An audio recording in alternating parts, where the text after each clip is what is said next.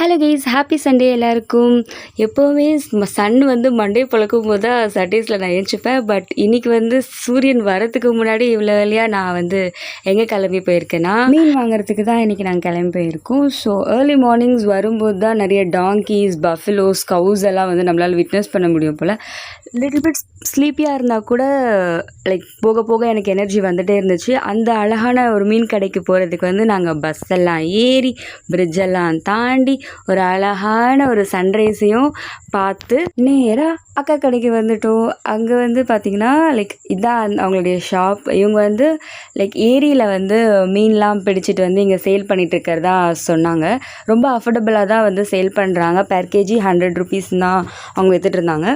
இந்த மீன் என்ன மீனுன்னு உங்களுக்கு தெரிஞ்சிச்சுன்னா ஆல்ரெடி இது சாப்பிட்ருக்கீங்க இல்லை அப்படின்னு நீங்கள் கமெண்ட்டில் சொல்லுங்கள். வீட்டுக்கு கெஸ்ட் வரனால நாங்கள் கொஞ்சம் எக்ஸஸாக ஒரு 3 to 4 கேஜிஸ் வரைக்கும் நாங்கள் ஃபிஷ் வாங்கிட்டு அங்கேயே வந்து பக்கத்தில் ஒரு பாட்டி அழகாக அதை கட் பண்ணி பீஸ் பண்ணி கொடுத்துட்ருந்தாங்க. நாங்கள் அவங்ககிட்டயே அதை பீஸ் பண்ணிக்கிட்டோம். பீஸ் கட் பண்ணுறதுக்கு தனி சார்ஜஸ் அவங்க சார்ஜ் பண்ணுறாங்க. ஸோ அதை அழகான மீன்லாம் வாங்கி கட் பண்ணிவிட்டு பீஸ் பண்ணிவிட்டு நாங்கள் வீட்டுக்கு கிளம்பிட்டோம். நீங்கள் ஆற்று மீன்லாம் சாப்பிட்ருக்கீங்களா இல்லை கடல் மீன் மட்டும்தான் சாப்பிட்ருக்கீங்களா இல்லையான்னு எனக்கு கமெண்ட்டில் சொல்லுங்கள்.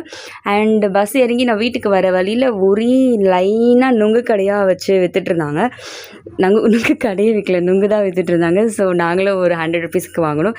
சின்ன வயசுலலாம் ஒரு நுங்கு 1 ரூபாய்க்கு தான் விற்றுட்ருந்தாங்க. பட் இப்போ ரொம்ப ப்ரைஸி ஆயிடுச்சு. ஸோ அவ்வளோதாங்க. சப்ஸ்கிரைப் பண்ணி சப்போர்ட் பண்ணுங்கள். பை.